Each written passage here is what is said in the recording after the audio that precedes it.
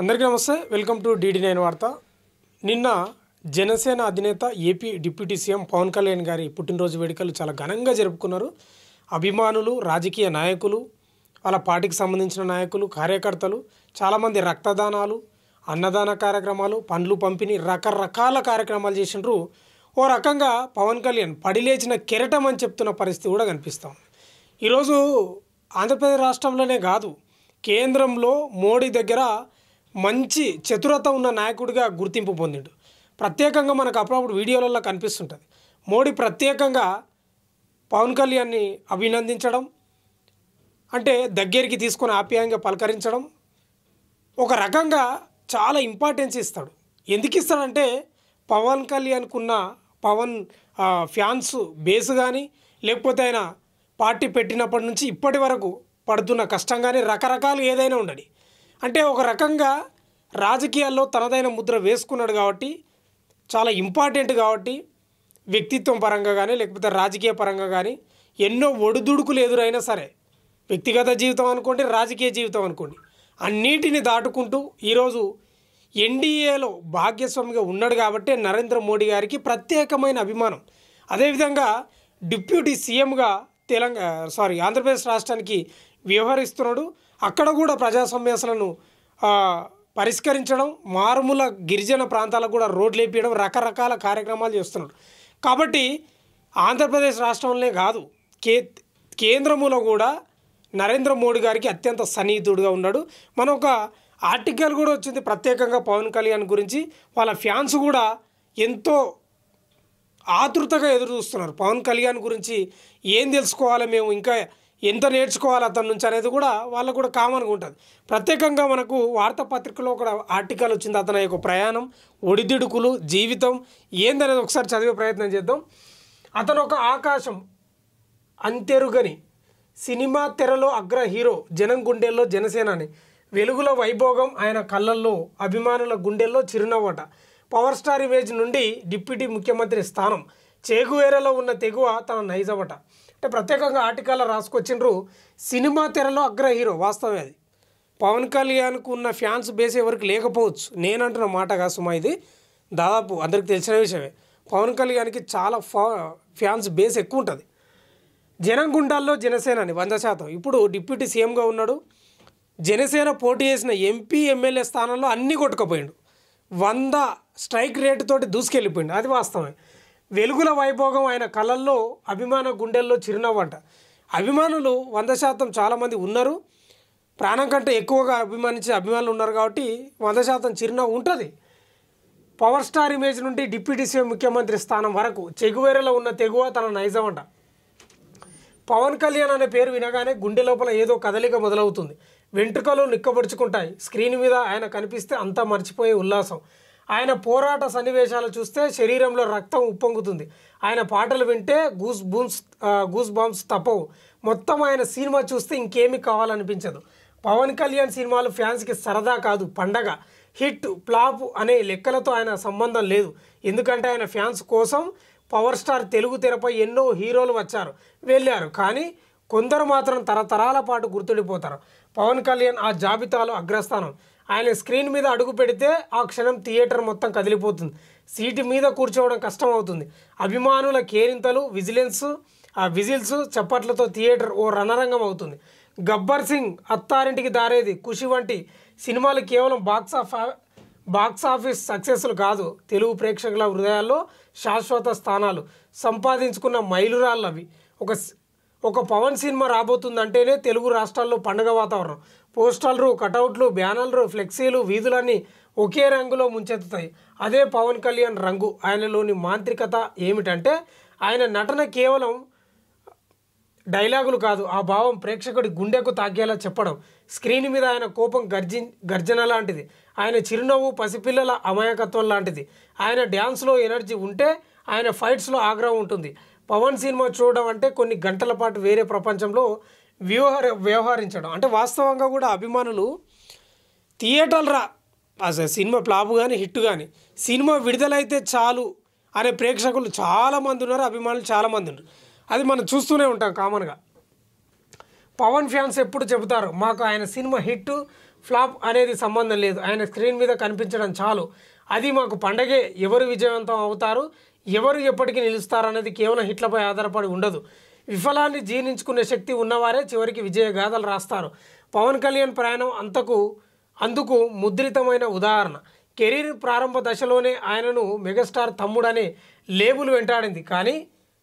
కొందరు ఆయనను మెగాస్టార్ ఛాయలోనే ఉంటాడని రాశారు. కానీ పవన్ తనదైన ప్రత్యేకతతో స్వతంత్రమైన ఇమేజ్తో నిలబడ్డాడు. కృషి వరకు ఆయన ఎదుగుదల తుఫాన్ లాంటిది, పూల పాన్పు నుండి ముళ్ళ మాన్పు వరకు. అయితే ప్రతి ప్రయాణం మలుపులు లేకుండా సాగదు. కొన్ని సినిమాలు ఫెయిల్ అయ్యాయి. విమర్శకులు పవన్ కళ్యాణ్ మ్యాజిక్ అయిపోయిందని రాశారు. కానీ ఇక్కడే ఆయన గొప్పతనం బయటపడింది. ఒక ఇంటర్వ్యూలో ఆయన చెప్పిన మాటలు గుర్తుండిపోతాయి. సినిమా హిట్ అవ్వకపోవచ్చు, కానీ నా అభిమానుల మీదున్న ప్రేమ ఎప్పటికీ ఫెయిల్ అవ్వదు. అదే నిజమైంది. అభిమానులు ఆయన వెనక ఎల్లప్పుడూ నిలబడ్డారు.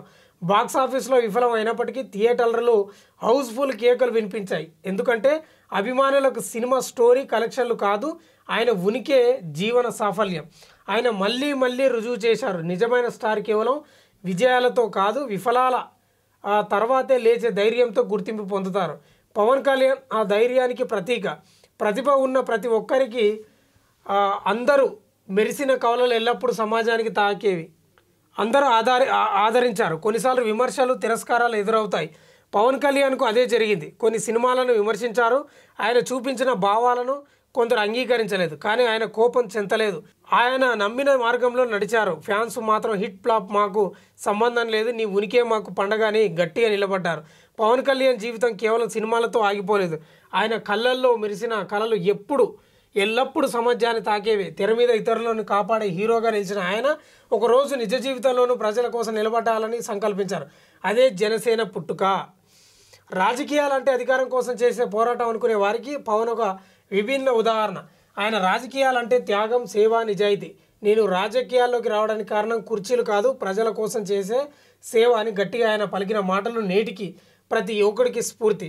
ఆయన ఎన్నికల్లో ఎప్పుడూ డబ్బు బలం మీద గెలవాలని ప్రయత్నించలేదు. ఆయన బలం ప్రజల విశ్వాసం, పక్కా వ్యూహాలు, నిజాయితీతో కూడిన నిర్ణయాలు, స్పష్టమైన అభిప్రాయాలు ఆయనను ఇతర రాజకీయ నాయకుల కంటే ప్రత్యేకంగా నిలబెట్టాయి. ప్రతిసారి పవన్ ఓడినా ఆయన వెనక్కి తగ్గలేదు. ప్రతి ఓటమి ఆయనకు గుణపాఠమైంది. ప్రతి వైఫల్యం ఆయనలో కొత్త శక్తిని నింపింది. చివరికి ఆయనను పోరాటం ఫలించింది. ఈరోజు ఆంధ్రప్రదేశ్ రాజకీయాల్లో పవన్ కళ్యాణ్ ఒక కీలక శక్తిగా మారారు. ఆయన మాటల్లో చెప్పాలంటే జనసేన పార్టీ ఓ పార్టీ కాదు, ఓ ఉద్యమం. నేను ఒకరోజు కుర్చీ కోసం కాదు, రాబోయే తరాల కోసం ఈ పోరాటం చేస్తున్నాను. పవన్ కళ్యాణ్ విజయ రహస్యం ఏమిటి? ఆయన శక్తి ఏమిటి? సమాధానం ఒక్కటే, ప్రేమ.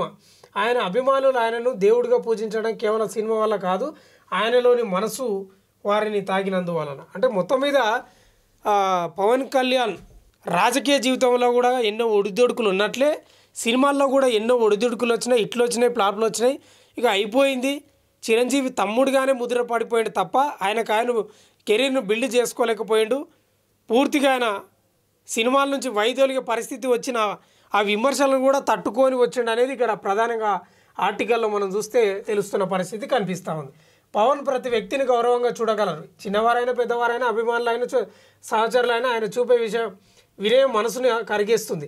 ఎక్కడ అహంకారం కనిపించదు. అందుకే ఆయన చుట్టూ ఉన్నవారికి ఆయనతో ఉన్న సంబంధం కేవలం అభిమానంగా కాకుండా కుటుంబ బంధంలా అనిపిస్తుంది. ఒకసారి ఆయన గురించి ఒక అభిమాని చెప్పిన మాటలు ఎంతో లోతైనవి. పవన్ అన్నయ్య అంటే సినిమా హీరో కాదు, ఆయన అంటే మేము కష్టాల్లో ఉన్నప్పుడు ఆదుకునే పెద్దన్నయ్య. ఆయన నవ్వుతే మాకు ఆనందం, ఆయన బాధపడితే మాకు కన్నీళ్ళు. ఈ ప్రేమే ఆయన విప్లవానికి బలం. ఎన్ని అడ్డంకులు వచ్చిన అభిమానులు ఆయన వెంట ఉంటారు. ఎందుకంటే వారు ఆయనను ఫాలో అవ్వడం కేవలం ఒక సెలబ్రిటీ కోసం కాదు, వారు ఆయనను ఫాలో అవ్వడం తమలో ఉన్న మానవత్వాన్ని కాపాడుకోవడానికి. ఈరోజు పవన్ కళ్యాణ్ ఒకేసారి 3 రాష్ట్రాల్లో నిలుస్తున్నారు. సినిమా హీరో, రాజకీయ నాయకుడు, మానవతావాది. ఈ మూడింటి కలయిక ఆయనను అపూర్వుడిగా నిలబెడుతుందట. సినిమా రంగంలో ఆయనకు ఎప్పటికీ చెదరని ఇమేజ్ ఉంది. ఆయన వచ్చే ప్రతి సినిమా యువతకు ఎనర్జీ ఇస్తుంది. రాజకీయాల్లో ఆయన పేరు ఇప్పుడు మరింత బలపడింది. ఆయన నిర్ణయాలు, ఆయన పోరాటం రాబోయే రోజుల్లో రాష్ట్ర భవిష్యత్తును మార్చే శక్తిగా నిలుస్తుంది. అయితే అసలైన పవన్ కళ్యాణ్ అందరి మనసుల్లో ఉండే రూపం మానవతావాది. పేదవారి కోసం చేసే సహాయం, సమాజం చెప్పే మాట, కష్టాల్లో ఉన్నవారికి అందించే చేయుత, ఇవన్నీ ఆయనను మానవ రూపంలో ఒక ఆరాధ్యుడిగా నిలబెట్టాయి. భవిష్యత్తు ఏదైనా కావచ్చు, కానీ ఒక విషయం మాత్రం ఖచ్చితంగా, పవన్ కళ్యాణ్ పేరు తెలుగు చరిత్రలో ఎప్పటికీ నిలుస్తుంది. ఆయన కేవలం ఒక వ్యక్తి కాదు, ఒక స్ఫూర్తి. అంతిమంగా చెప్పుకోవాల్సింది ఒకటే, పవన్ కళ్యాణ్ అంటే సినిమా స్టార్ కాదు, రాజకీయ నాయకుడు కాదు, ఒక వ్యక్తిగా కూడా కాదు. ఆయన ఒక భావోద్వేగం, ఒక తరానికి ధైర్యం, ఒక సమాజానికి ఆశ. తెలుగు రాష్ట్రాల్లో ఎక్కడైనా ఒక కుర్రాడు కష్టాల్లో ఉన్నా, ఒక కుటుంబం నిరాశలో ఉన్నా వాళ్ళకు ముందుకు నడిపించే పేరు పవన్ కళ్యాణ్. ఆయనపై ఉన్న నమ్మకం, ఆయనపై ఉన్న విశ్వాసం ఎప్పటికీ చెదరని బలంగా ఉంటుంది. పవన్ కళ్యాణ్ అంటే ఒక వాక్యం కాదు, ఆయన అంటే ఒక ఉద్యమం, ఆయన అంటే ఒక హృదయ స్పందన, ఆయన అంటే మనమంతా కలిసే ఒక ఆత్మనట. ప్రధాని సైతం వెతుక్కుంటూ వచ్చిన శక్తి పవన్ కళ్యాణ్ అట. తెలుగు ప్రజలకు సినీ నటుడిగా పరిచయం అయిన పవన్ కళ్యాణ్ రాజకీయ రంగంలో కూడా తనదైన శైలి చూపిస్తున్నారు. ఆయన ప్రసంగం విన్నవారిలో ఎవరికైనా కలిగే భావన ఒకటే, ఇది సాధారణ వాక్చాతుర్యం కాదు, ప్రజలను కదిలించే శక్తి. ఈ వాక్చాతుర్యమే ఆయనని కేవలం అభిమానులకే కాదు, జాతీయ స్థాయి నాయకులకు కూడా పరిచయం చేసింది. ఇదే కారణంగా ఇటీవల దేశ ప్రధానమంత్రి నరేంద్ర మోడీ గారు వేదికపై నిలబడి పవన్ కళ్యాణ్ వైపు తిరిగి ఆయనకు మద్దతుగా కావాలని స్పష్టంగా అభ్యర్థించడం విశేషంగా నిలిచింది. ఒక ప్రధానమంత్రి సైతం ఇలా వెతుక్కుంటూ వచ్చి మద్దతు అడగడం అంటే అది పవన్ కళ్యాణ్ వ్యక్తిత్వానికి దక్కిన అరుదైన గౌరవం. మోదీ గారు పవన్ నహి అంది అని పేర్కొనడం పవన్ కళ్యాణ్ ప్రభావం ఎంత దూరం వెళ్ళిందో చెప్పడానికి సరిపోతుంది. పేదలంటే పిచ్చి, కష్టం అంటే కర్తవ్యం, ధర్మం అంటే దిక్సూచి, ఇవే ఆయనను ప్రత్యేకంగా నిలబెడుతున్న లక్షణాలు. సినీ హీరోగా గెలుచుకున్న హృదయాలను రాజకీయ నాయకుడిగా నమ్మకంగా నిలబెట్టుకోవడం ఆయనకే సాధ్యమైంది.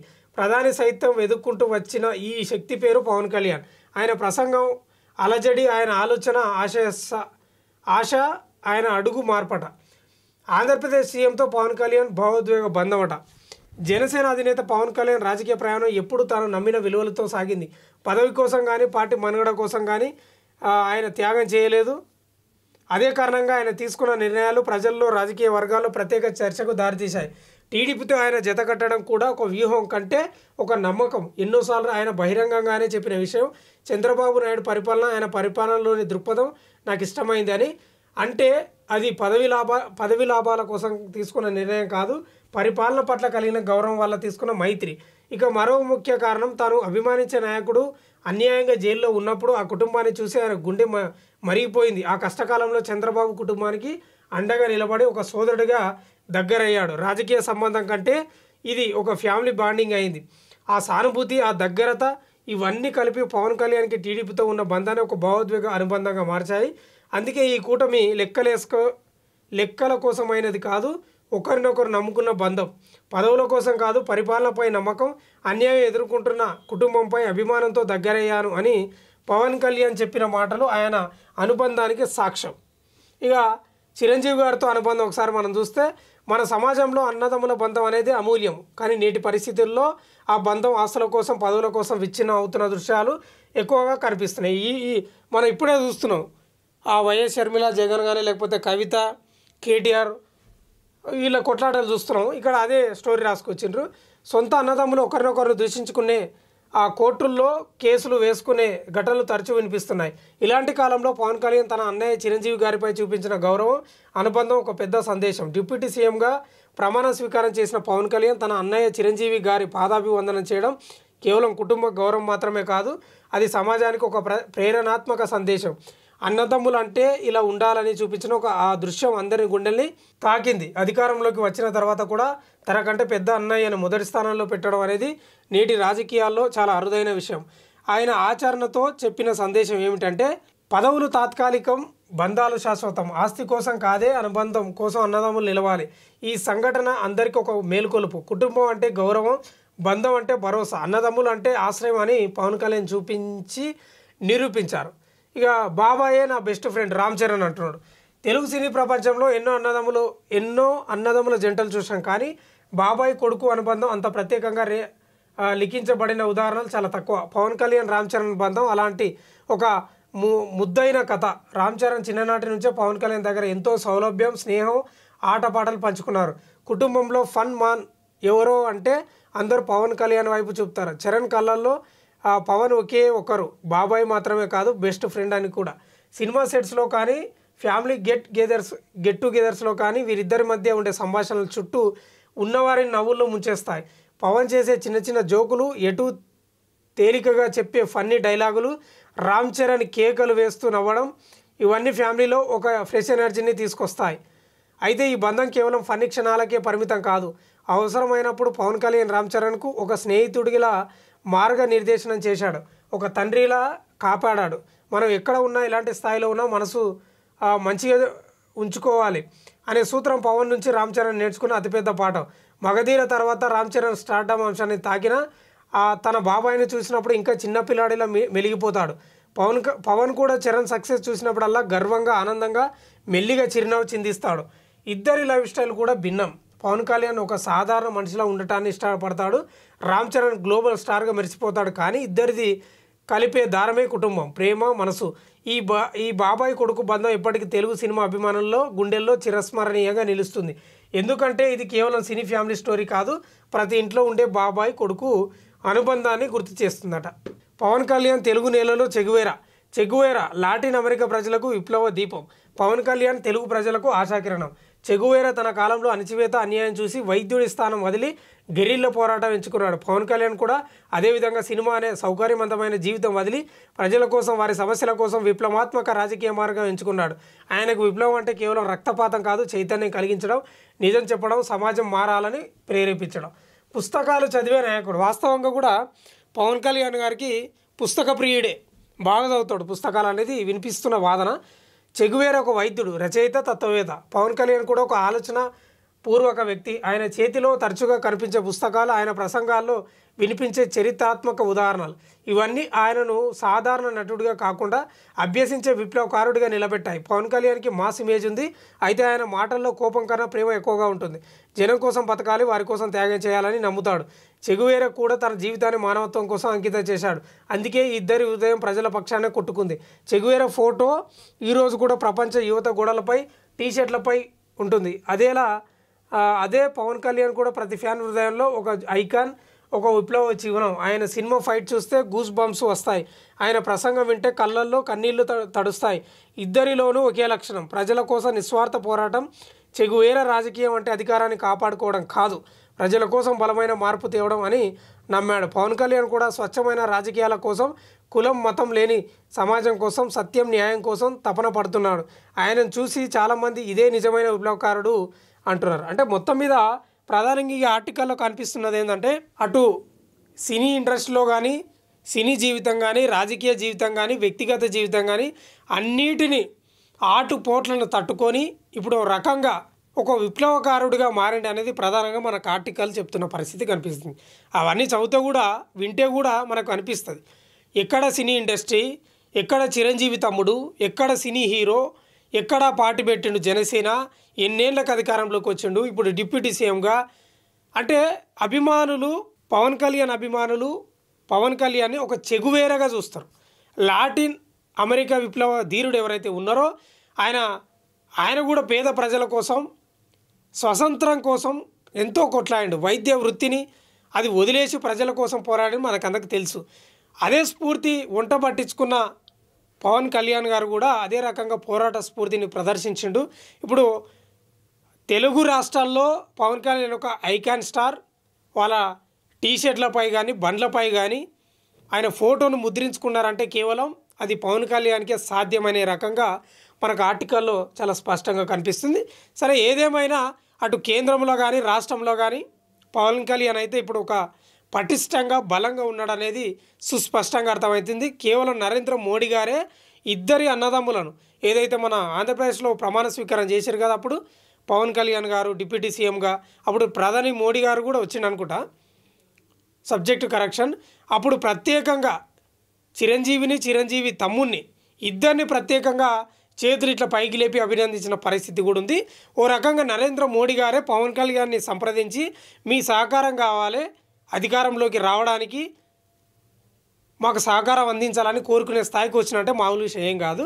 అందరి జీవితంలో కూడా ఆటుపోట్లు ఉంటాయి. అవి దాటుకొని వచ్చినప్పుడే బలంగా తయారవుతాం, ఒక గొప్ప నాయకుడిగా మనం ఎదగగలుగుతాం అనేది పవన్ కళ్యాణ్ జీవితం ఒక స్ఫూర్తిగా నిలుస్తుంది ఇప్పటి యువతకు.